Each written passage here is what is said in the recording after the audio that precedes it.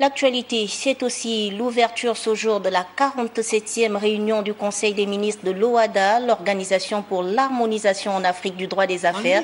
Les ministres des 17 pays membres de l'OHADA vont axer leurs échanges sur le bilan de l'exercice 2018, tout en égrenant les perspectives. Frédéric Yendamukula, Hervé Nzingue pour le point.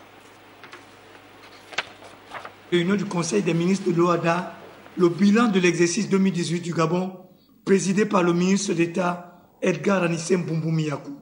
L'adoption de la décision relative aux activités payantes de l'École régionale supérieure de la magistrature, ERSUMA.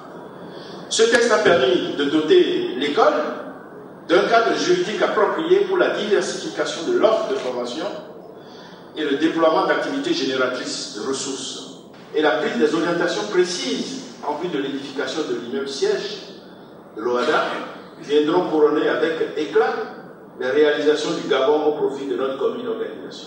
Les perspectives figuraient également en bonne place au cours de cette assise. L'OHADA garde son personnel exécutif pour un certain temps. Les gens ne viennent pas faire carrière, ils viennent sur mandat et donc périodiquement il y a un renouvellement du personnel. Et donc il va y avoir la nomination de plusieurs responsables exerçant au sein des institutions de l'OHADA. C'est quand même déjà, le budget et la nomination, c'est quand même déjà 2 points assez lourds pour les ministres. Aux réformes profondes réalisées par l'institution ces 2 dernières années, s'est ajoutée l'analyse du rapport complet de la Banque mondiale, partenaire indispensable. Les rapports Doing Business de 2007 à 2017, 79 réformes ont été faites dans le niveau des pays de l'OHADA.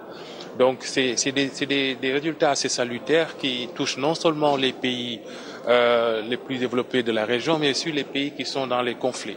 On a vu que dans les pays qui sont en conflit, il y a eu aussi des impacts au niveau des réformes qui ont pu améliorer les conditions de vie des populations. L'issue des travaux de la 47e session de Libreville, prévue ce 31 janvier 2019, va indubitablement apporter une plus-value à l'organisme juridico-financier panafricain.